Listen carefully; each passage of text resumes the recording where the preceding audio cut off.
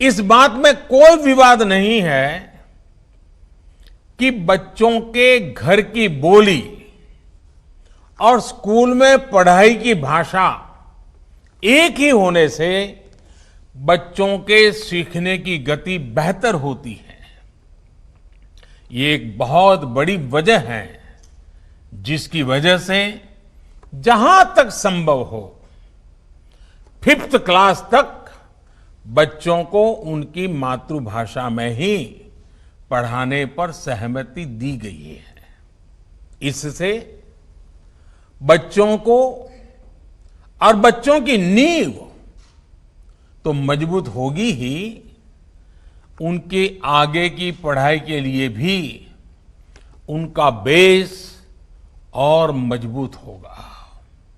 साथियों, अभी तक जो हमारी शिक्षा व्यवस्था है उसमें व्हाट टू थिंक, मैं बहुत जिम्मेवारी से बोल रहा हूं, व्हाट टू थिंक पर फोकस रहा है, जबकि इस शिक्षा नीति में हाउ टू थिंक उस पर बल दिया जा रहा है।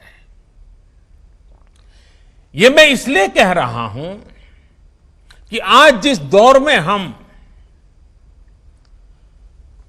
और यह दौर ऐसा है जहां इंफॉर्मेशन और कंटेंट की कोई कमी नहीं है, एक प्रकार से बाढ़ आई हुई है। हर प्रकार की जानकारी आपके मोबाइल फोन पर अवेलेबल है। जरूरी यह है कि कौन सी जानकारी हासिल करनी है, क्या पढ़ना है।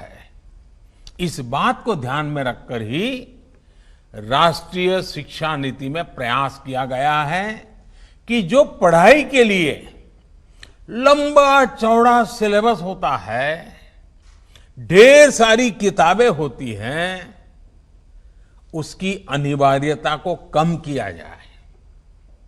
अब कोशिश ये है कि बच्चों को सीखने के लिए inquiry based, discovery based, discussion based और एनालिसिस बेस्ड तरीकों पर जोर दिया जाए। इससे बच्चों में सीखने की ललक बढ़ेगी और उनके क्लास में उनका पार्टिसिपेशन भी बढ़ेगा। साथियों, हर विद्यार्थी को, स्टूडेंट को यह अवसर मिलना ही चाहिए कि वो अपने पैशन को फॉलो करे। वो अपनी सुविधा और जरूरत के हिसाब से किसी डिग्री या कोई कोर्स को फॉलो कर सके और अगर उसका मन करे तो वो छोड़ भी सके।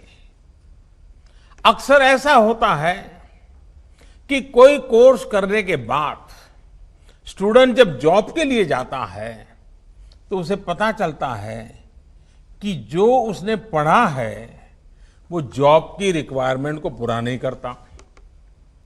कई स्टूडेंट को अलग अलग वजहों के से बीच में ही कोर्स छोड़कर जॉब करनी पड़ती है। ऐसे सभी स्टूडेंट्स की जरूरतों का ख्याल रखते हुए मल्टीपल एंट्री एग्जिट का ऑप्शन दिया गया है। अब स्टूडेंट वापस अपने कोर्स से जुड़कर अपनी जॉब रिक्वायरमेंट के हिसाब से ज्यादा इफेक्टिव तरीके से पढ़ाई कर सकता है, लर्न कर सकता है।